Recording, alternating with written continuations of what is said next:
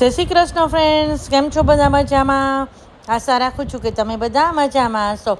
હવે જો આ ગોટલીનો મુખવાસ કરવા બેસી ગઈ છું, તો મેં કીધું લાવો તમારી સાથે શેર કરું કે હું આ રીતે બનાવું છું.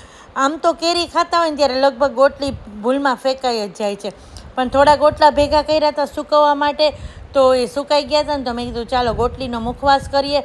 તો ગોટલીનો મુખવાસ કરવા સુકાઈ ગયેલા ગોટલા હોય ને એમાંથી આપણે આ રીતે ગોટલી કાઢી લેવાની હોય છે અને ઉપરથી એની સ્કીન ઉતારી અને બાફવા મૂકવાનું. તો આમ તો પાણીમાં બાફવા મુકાય, પણ મેં છે ને પાણીમાં નહીં, સ્ટેન્ડ મૂકીને બાફવા મૂક્યું છે. હવે આમાં 2 વિસલ વાગી ગઈ હતી, ખોલી લીધું છે અને જુઓ આ રીતે ચિપ્સમાં કટ કરવાનું છે. આને ખમણી પણ શકાય, પણ હું તો ચિપ્સમાં જ કટ કરીને કરું છું. હવે ગોટલી બાફી છે એટલે થોડું એમાં મોઇસ્ચર હોય, એટલા માટે હું થોડો પડતપો આવે છે ને ત્યાં સુધી બારે તપવા મૂકી દઉં છું. જો અવાજ પણ તમે સાંભળો તો એકદમ સરસ આમ કહેવાય ને ક્રિસ્પી થઈ ગઈ હતી. તો હવે લઈ લીધું છે ને આને 1 ચમચી ઘી મૂકીને શેકી લઉં છું. અને આ ખાસ કરીને ઘીમાં શેકવાની હોય છે, આમાં તેલનો ટેસ્ટ સારો નથી લાગતો. તો જો આ રીતે શેકી લઉં છું અને આનો કલર ચેન્જ થાય ત્યાં સુધી નહીં, પણ એકદમ અંદરથી ક્રિસ્પી થાય ને ત્યાં સુધી શેકવાનું છે.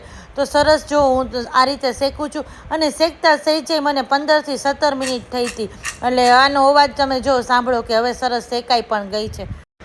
અને શેકાવા આવ્યું પછી જો મેં સંચર પાવડર નાખી દીધો છે અને પાછું સરસ ચલાવી લીધું છે. અને તમને ભાંગીને પણ બતાવું તો જો 2 કટકા સરસ થઈ જાય છે અને એકદમ સરસ આમ મુખવાસનો એટલો સરસ ટેસ્ટ આવે છે કે વાત ન પૂછો. હવે થઈ ગયો છે આપણો ગોટલીનો મુખવાસ.